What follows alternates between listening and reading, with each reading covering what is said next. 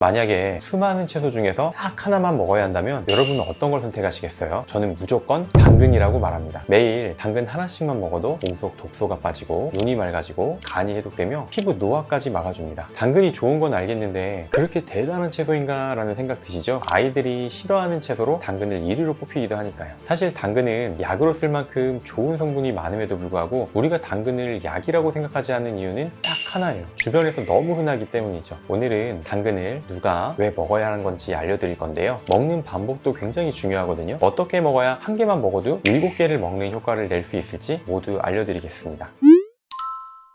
먼저 당근에 대한 대표적인 오해를 하나 풀어볼게요. 당근이 몸에 좋다고는 하지만 폐암 위험을 높인다는 말도 있더라고요. 저도 처음에 이 얘기를 들었을 때 이렇게 흔하게 먹는 채소가 정말 폐암의 위험을 유발한다고? 이렇게 생각하고 좀 놀랐던 적이 있거든요. 알고 보니까 이 주장은 핀란드의 한 연구에서 나온 결과였어요. 흡연자들이 베타카로틴 보충제를 매일 복용했을 때 폐암 발병률이 높아졌다는 이런 연구 결과가 있었습니다. 그런데 여기서 중요한 포인트는요, 이 연구가 당근을 대상으로 한 게 아니라 베타카로틴 보충제를 대상으로 한 실험이었거든요. 화학적으로 정제된 영양소를 먹는 것과 일반 식품을 통해 섭취하는 것은 다르다는 거죠. 실제로 우리가 식품 형태의 당근을 섭취했을 때는 오히려 폐암 발생 위험이 낮아졌다는 이런 연구 결과가 많이 있습니다. 주당 5회 이상 당근을 먹으면 폐암 위험이 줄어든다는 거죠. 혹시 나도 폐와 기관지가 안 좋은데 당근을 먹어도 될까 하고 좀 걱정하셨던 분들이 계시다면 이제 안심하셔도 괜찮습니다.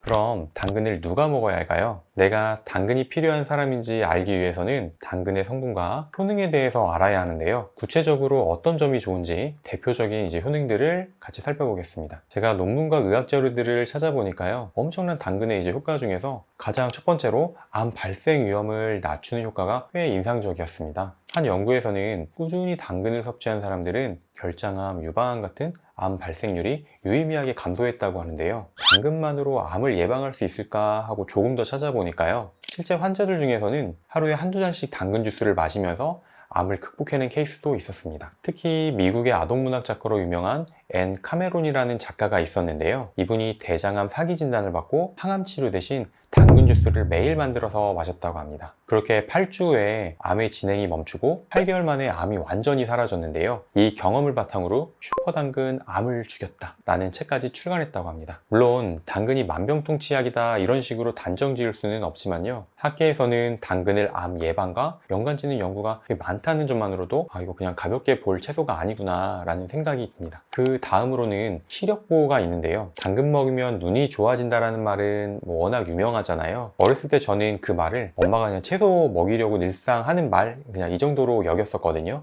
그런데 당근 속 베타카로틴은 실제로 우리 몸에서 비타민 A로 전환되면서 눈 건강에 엄청난 도움을 줄 수 있습니다. 저도 하루 종일 환자분들 진료를 보고 정확하고 세밀한 부위에 침을 놓다 보면 어느 순간 눈이 침침하고 건조하다는 생각이 들었는데요. 그래서 한동안 당근 주스를 자주 마셨더니 조금씩 나아지는 느낌이 들더라고요. 그리고 당근은 의외로 피부 건강에도 도움을 줄 수 있습니다. 당근에 들어있는 카로티노이드나 비타민 같은 항산화 물질들이 외부 자극이나 자외선으로부터 피부를 보호해준다는 건데요. 가끔 SNS를 보면 특히 어머님들이 많이 하시는 말씀이 매일 당근을 먹은 뒤로 피부톤이 밝아졌다거나 화장품을 따로 바꾸지 않았는데 트러블이 줄었다는 그런 후기를 종종 볼 수가 있었어요. 제 지인도 아토피가 조금 있어서 한동안 당근 채소즙을 꾸준히 마셨더니 피부 상태가 확실히 나아진 것 같다고 이렇게 하더라고요. 정말 당근 하나만으로 그럴까 싶기는 하지만요, 제 지인분은 아무래도 당근 때문인 것 같다며 좀 강하게 확신을 했습니다. 그리고 이게 정말 중요한데 당근에는 항염증 작용이 있다는 점입니다. 당근에 들어있는 성분들은 염증 반응을 억제할 수 있는 성분들이 정말 많은데요, 기혈이 순환하지 못하면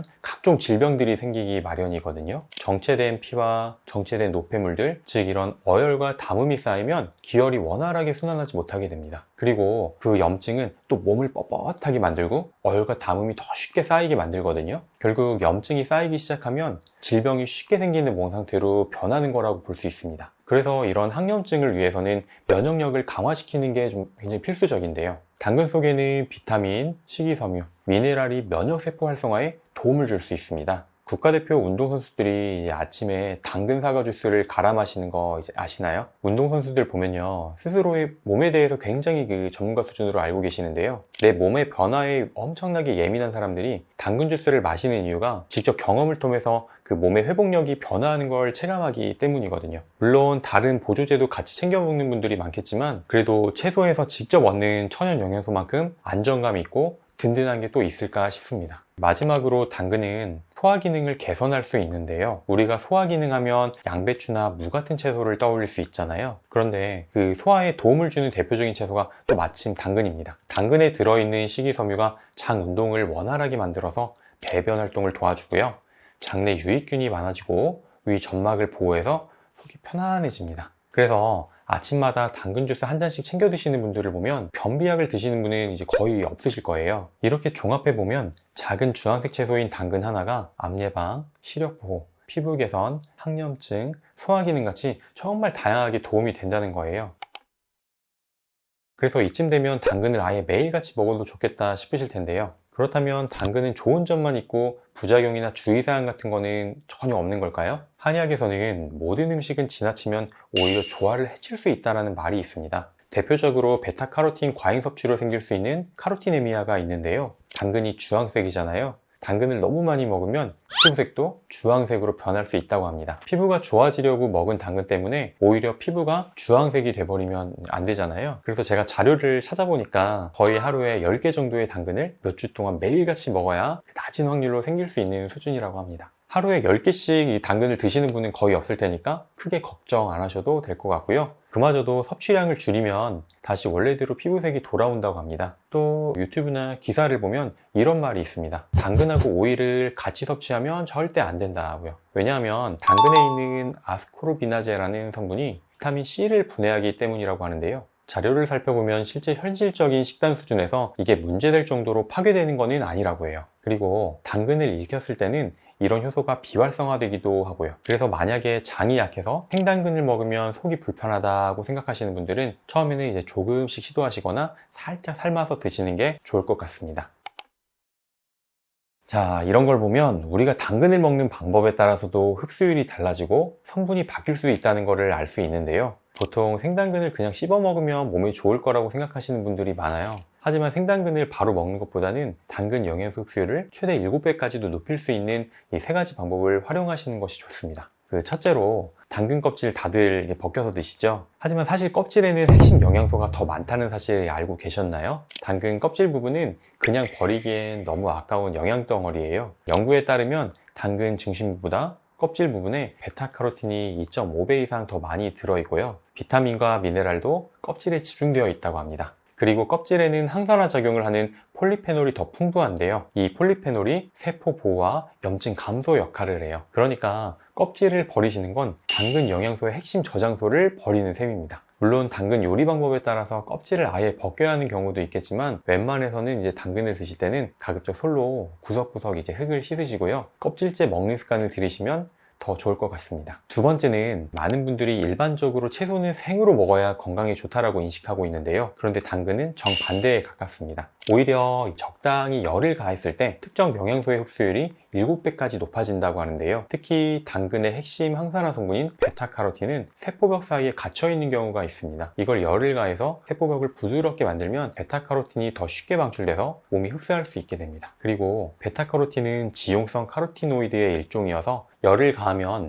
체내 흡수율이 더 높아지는 특징을 가지고 있어요. 물론 당근을 너무 오래 익히면 오히려 비타민이 손실될 수 있으니까요. 살짝 찌거나 가볍게 볶는 게 좋겠습니다. 일단 이 정도면 당근은 생으로 먹어야 한다는 고정관념은 깨지셨겠죠? 마지막으로 당근을 기름과 함께 드시면 흡수율이 올라갈 수 있습니다. 아까 베타카로틴 성분이 지용성이라고 말씀을 드렸는데요. 당근 속 베타카로틴은 지용성 비타민 A로 변환되는데 지용성 비타민은 기름과 함께 먹을 때 흡수율이 높아집니다. 그래서 당근을 올리브 오일에 살짝 볶아서 먹을 때 베타카로틴 흡수율이 4배 증가한다는 연구 결과도 있습니다. 기름 이야기가 나온 김에 기름은 올리브 오일이나 아보카도 오일, 코코넛 오일을 사용하시는 게 가장 좋습니다. 그리고 조리하실 때 너무 높은 온도에서 튀기지 않고 살짝 보는 정도, 아니면 처음부터 중저온에서 익히는 게 영양소 보존에 효과적입니다.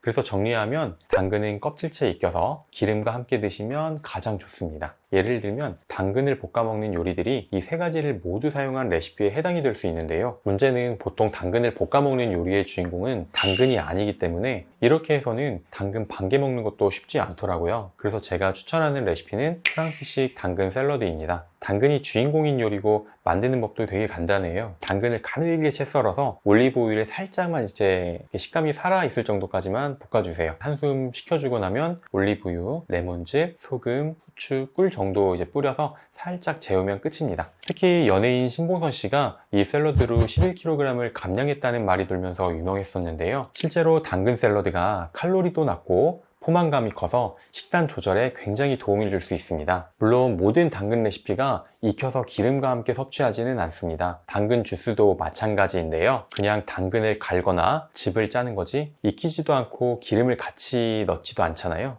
그래도 당근 주스도 충분히 몸에 좋은 것처럼 어쨌든 당근을 드시면 당근의 영양소를 섭취할 수 있으니까요. 불편해서 당근을 안 먹는 것보다는 내가 편한 방식대로 최대한 드시는 것이 좋을 것 같습니다. 혹시 당근 주스 드시고 계셨다면 너무 잘하고 계신 거니까 그대로 유지하시고요. 제가 말한 당근 샐러드도 한번 시도해 보시면 좋을 것 같습니다.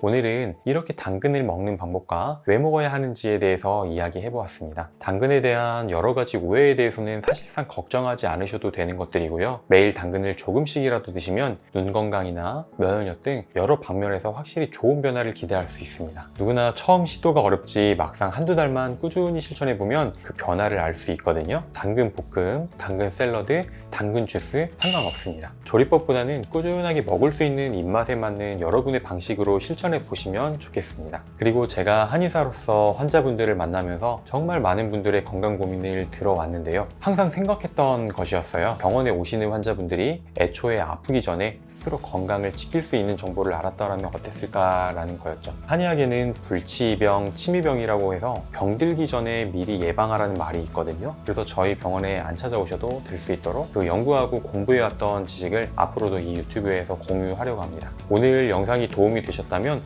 좋아요와 구독 꼭 눌러주시고요. 혹시 궁금한 고민이 있으시다면 댓글로 남겨주세요. 여러분의 건강한 삶을 위해서 더 좋은 정보로 다시 찾아오겠습니다. 다음 영상에서 뵙겠습니다. 감사합니다.